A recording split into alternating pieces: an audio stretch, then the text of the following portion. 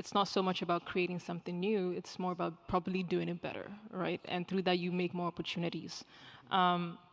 So let's start with the idea that in the next 2050, right, we have 2 billion people who are going to be Africans, right? It's going to be a huge working population. As we look to setting up that population such that they are a blessing and not a burden, what are the innovative things we can do at this moment to set us up for the future, speaking in regards to technology? Yes. Well, let me put a little meat on that skeleton. You know, when there was a change in the industrial movement to Japan, and things were made there, and back in the day, but if you saw something that was made in Japan, people laughed at you. Then it became China, then India. Why? Because there was affordable workforce, and there was innovations taking place in those countries in education. And the next large step, and probably the final step, will be the continent of Africa.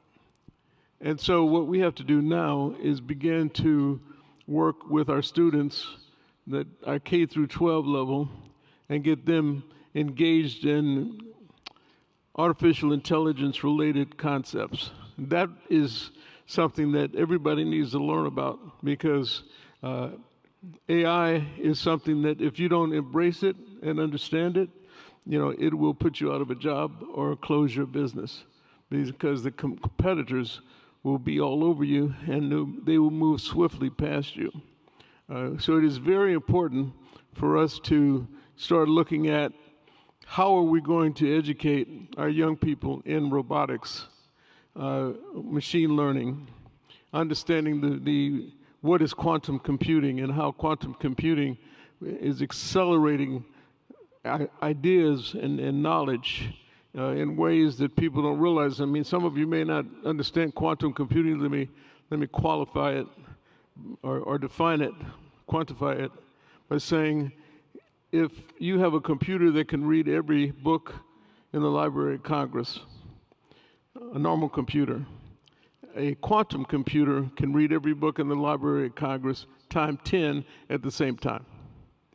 So the new knowledge and the advancements that are taking place, we have to make sure that our emerging workforce in Africa will be prepared to enjoy the new emerging benefits and the technologies that will be taking place. For example, I mean, today, esports, kids 14 are playing esports and winning $100,000.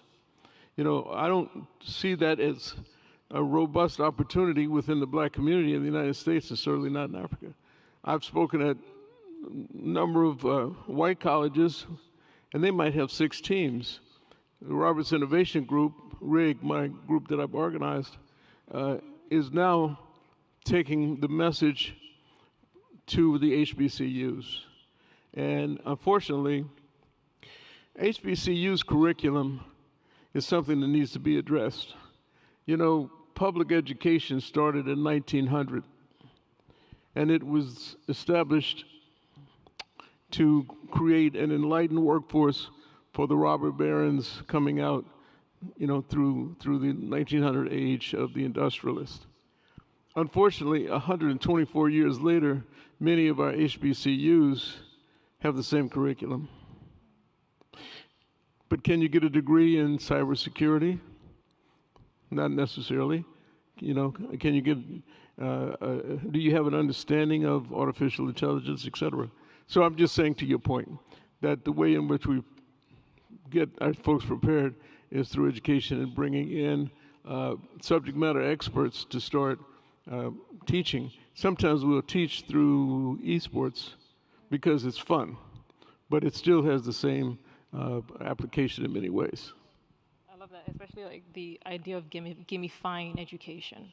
I think that's important. So when we talk about development, education